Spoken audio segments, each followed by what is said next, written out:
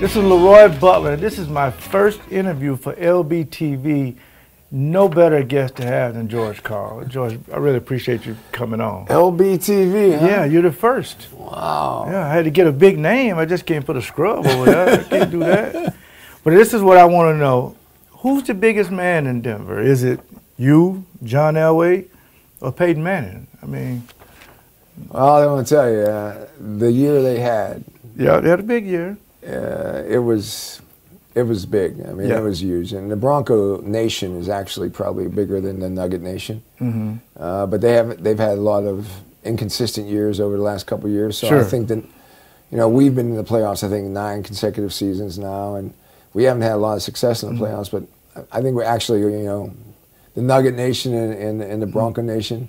But they're number one in town. I'm not going to say they're number one in town. That wasn't the answer I was looking for. And Peyton Manning is good. I don't know. Yeah. I mean, you could tell me more, but watching him run a game is pretty impressive. So who runs a game better, him or Ty Lawson? I mean, who can run it? I'll tell you what. The way I like to play, right. I think, but I like so much of the way I coach now is the quickness of the game, trying to make the game faster. Mm-hmm. And I see football doing the same thing. Yes. Oregon, when I'm watching a football game in college, I like to watch Oregon because they make the game faster. Right. Instead of 80 possessions of a game, they have 120 possessions. Right. And we kind of have the similar philosophy in basketball that we want more possessions in the game. Right. And the depth of our team will then be valuable in the fourth quarter.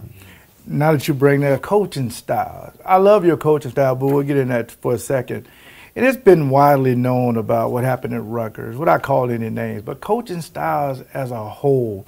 And I know your son Kobe played at the highest level, and you're a parent, and you go to a lot of high school, college games, you view tons of film. How is it? Obviously, you can't touch a kid, but what do you think, George, when it comes to the coaching styles? Well, the coaching style is evolving, just like raising children is evolving. I agree with that. When we were younger, spanking, a paddle in the classroom. I mean, now you go to jail. Yeah, I mean, the things that they did to me, right, which I thought at that time was right. So I think we're learning what is the best behavior for everybody. And I'm not making excuses for coaches. I mean, what happened in Rutgers, I thought was below the line. I thought was wrong, and I'm not saying he's why he went that way. That's for other people to judge. That's not for me to judge. The coaching style for me is energy, and basketball is a game of mistakes, so correction is important. And I think as a good coach, you got to correct, but you got to correct with an energy that brings betterment and positive to it. Right. And a lot of times your assistant coaches, I always say I'm the guy that wears the black hat. Right. You guys got to wear the white hat, because when I knock them down, when I get after them, they got to be picked back up. Sure. And I got to come back to them too. So I think again, it's basketball is a game of mistakes, but in the same sense, energy and enthusiasm and motivation is a big part of successful coaching. I want to talk about energy in a minute, because we're going to talk about your bout with cancer that you knocked out. When you see George Karl, you don't know if he's up by 15 or down by 15. Did you learn any of that from Dean Smith? Because I can't see him doing anything. And did you wear the Daisy Duke shorts when you was at UNC? I mean, we can cut if you don't want to answer. Wow. They were really short. They were really short. They were really short. I can't believe how short they were. I was embarrassed how short they were. Thank God. Now they're long all the way down here. Man. Coach Smith was a man that believed that less emotion is better than too much emotion. If there is emotion, make it positive emotion, cheerleading emotion, happy emotion. Yeah. He didn't like any finger pointing or any trash talking or any yelling at referees. Like I mean, it's gotten a little wild and crazy out there now. And for me, it depends on the team you have. Sometimes a team can be motivated by the personality of the coach. But most of the time, I think balanced and stable was probably the best way to go than, a little edgy and crazy. I think, 4, 5, 6 times a year, you might want to go off the deep end a little bit with the referees, or go after your team a little bit with emotion and passion. But in the same sense, you're the teacher, you're the director. and they will follow your lead a little bit. And I think too wild and crazies, I think balance is probably the better way to go. So you don't get many technical fouls? You know, I have more than people think. I think I have 6 or 7. Really? I think I'm in the middle of the pack. Okay. I don't know. I mean, there's some guys out there. If I had some guys tonight, I'd probably there's a good odds I could get one. I mean, referees. I mean, we're confrontational. Coach, referee. We don't like each other. Right. I mean, we had a meeting once, and they were saying we should have a golf tournament in the summertime to try to know get each other along better. I said, why? That David Stern's idea? I want that? I don't like you. Why do you think playing golf's going to make me? If you beat me, I'm not going to like you. I'm going to like you even less. Right. So here's the thing about you that a lot of people. I hope that they know this, but you're one of 7 coaches that has 1,000 wins. I mean, and you think about that. All the players, if you've coached all the way back, and I know you're thankful for those players, but does coaches care about stuff like that? Coach of the Year award. That's a good question. I mean, we all have egos. I mean, we all want to feel appreciated. And we're having a great year, and I'm having so much fun that, you know, the Coach of the Year thing is, you know, would I like to win it? Yeah. I mean, I'm not. Coach, if I went to Miami and say I'm going to take LeBron James and Dwayne Wade away from you, you know, your first and second leading scorer, they're gone. Now you got people, you know, you don't have an energy guy like the Birdman anymore, but you bring in this other kid with dreadlocks. Just like, who is this kid? He got all this energy, and you think about it, you got a team. Well, we definitely win with the team, probably more than most NBA teams. Not so much names, but as a team, I really like that. And we like it that way. I mean, you know, the chemistry of our team is pretty tight, pretty close. Yeah, and another thing with your particular team that I like is how they share the basketball. No one really cares about being the hero that particular week. But speaking of heroes, when you had to go through cancer and explain that to your wife and your family, and your son had a problem, I think, with cancer as well, you're a leader at home and on the court. That, to me, is a definition of a man. How did you handle that? Well, you know, over the last 8 or 9 years, I've had 4 situations. My son's had thyroid cancer, had to have his thyroid removed. A year later, it came back in his lymph nodes, had to have another surgery to get his lymph nodes. I had prostate cancer in 2005. And of course, I had head and neck cancer in 2009. And the head and neck cancer with the radiation and chemotherapy, it blew my body up pretty good. And, you know, as a man, when you lose 50 pounds and you don't have your muscle back anymore and you don't feel like you're feeding yourself through a feeding tube, it was a difficult time for me. And without my family, Kim and my partner, you know, you have to have a cancer angel sometimes. And she was the one that supported me through that time.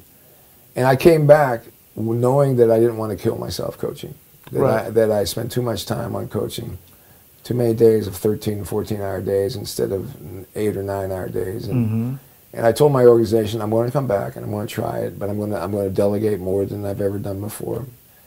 And when I found out, LeRoy, is that it actually works. You know, being a dictator. You know, now I'm the superintendent of the school. You know, I'm not the dictator. I'm not the boss and walks in there and starts yelling and screaming and strutting and demanding. I now walk in and I assign responsibilities, and I found out that the voice, if it's heard in the right, if it's spoken in the right way, and everybody's on the same page, and it's communicated in a positive way, it works. And maybe it's just because I'm getting older in my life, and when I was younger I didn't have that confidence. Now I think I delegate, and I kind of, there's actually a stand up in my practice facility where I could go up where Bear Bryant used to stand in with the tower. Coach Bowden used to do that too. I haven't gone that far yet. I'm still on the floor. Bullhorn. I'm still on the floor, but I might someday go up and direct from the top, like you know, out of the mountaintop. God's speaking to you. That's great. So you started the foundation, and I have a foundation, LeRoy Butler Foundation. We work on breast cancer. We never wanted to be like Susan G. Komen, huge. We wanted to just keep it local so we can help the women locally. How do you see your foundation evolving? Well, you know, it's just beginning. Last year we formed it, and actually a big kickoff dinner is tomorrow. And, great. And, you know, I want there's 4 things about cancer that I'm very involved with. Is prevention. Yep. I don't think we spend enough money on our prevention of testing and pre-testing, and you know, breast cancer has tests, prostate cancer has tests. Yes. And even if you take blood tests, my thought, you know, like, you know, my head and neck cancer was through an exam, and someone found a lump on my neck that I just thought was something that, if I, you know, fortunately I found it early enough that it wasn't a problem. Right.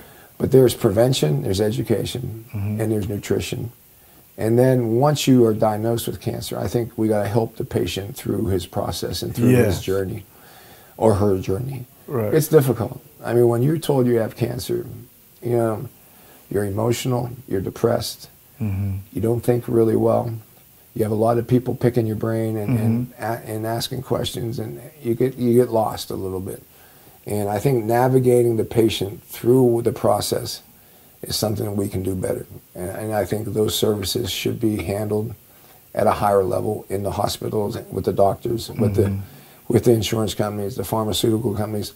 All these people are kind of in a fight right now of how how to spend money and what to charge. And sometimes we're forgetting the person that we're serving is the patient. Right. And the patient is the one that's going through hell. Right. And we got to help them a little bit more than we do now. Well, I appreciate you starting that foundation, because the awareness would be great. Now I'm going to get into the time when I had a time in my life when you were in Milwaukee, and we were going to playoffs every year. I was spoiled, and I'm a big fan of Ray Allen, Big Dog, and Sam Cassell and all that group. But you gave, as a Packer player coming up and watching the games, you gave us something that we knew some nights we were going to win. We haven't had that since. But that's nice. I don't know what happened with the breakup, and I don't really care. I just was heartbroken that we let one of the best coaches in NBA history, for some reason it didn't work. But when you come back to Milwaukee, you got to have a couple watering holes, a couple places that you like to, you know, peek your head in, and you say hi to some old friends. You still got a lot of friends here, right? Yeah, I come back at least twice a summer. Oh, okay. Maybe 3 times a summer. Yeah. You know, you know, Kim's family lives in Neenah. And oh, so see, I didn't know that. I go up to Packer. Yeah. And that's crazy. I mean, I'm still a Steeler fan, so that's a tremendous competition. Right. And then I usually I'm with the University of Wisconsin at Milwaukee, a College for Kids program that I've donated money to that program, I think, for now 20 years or more. Oh, that's great. And so there's all connections here, both with Kim and myself, and then the basketball. Senator Kroll's still a great owner and a good friend. And he gets a lot of bad press here for whatever reason. A lot of people want to tear the team up and start over, but he wants to be competitive, you know. I mean, it's grown from, I'm sure when Senator Kroll bought the team, it was, I don't know, probably a $15 million business, and now it's grown to $100 million. Every year, you know, he's probably managing a budget of at least $75 to $100 million, maybe more than that. I don't get into the dollars anymore. I know. Real quick, we're running out of time. I got a couple more things I want to throw at you, Coach, but other franchises, Sacramento wants to go to Seattle. Seattle wants a team, and you know, Oklahoma City got good in a hurry. Seattle's had trying to lure, you know, Sacramento there, and the Bucks. It was something about them going to Sacramento. What did the coaches come out on all that relocation teams? Do you guys even care about that, or just league stuff? You know, I had some of my best years in Seattle, so I want a team back in Seattle. And how the team left Seattle was not very happy. It didn't make me very happy. That's true. Seattle kind of ran out of town like the Colts went to Baltimore went to Indiana. Like all of a sudden, whoa, what's going on here? You know, they're in Oklahoma City. Yeah, we're playing basketball in Oklahoma City and not Seattle. Right. And so I want a team back in Seattle, but I definitely, you know, Milwaukee. I hear the similar stories. You know, that they need to build a building. Right. And if they build a building, I don't think Senator Kroll and the league and the tradition of the Bucks will. I think they'll keep it here.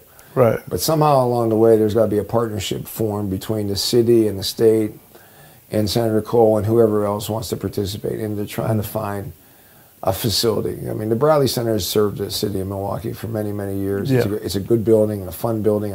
Some of my best wins have been there. Yeah. When they used to cheer me when I walked out on that court, man, that was the best. Nice? That was the best. Well, Coach, I really appreciate it. I mean, you're a role model wherever you go for coaches, and for anybody that wants to learn to get your point across, just watch film with George Karl, how he does things.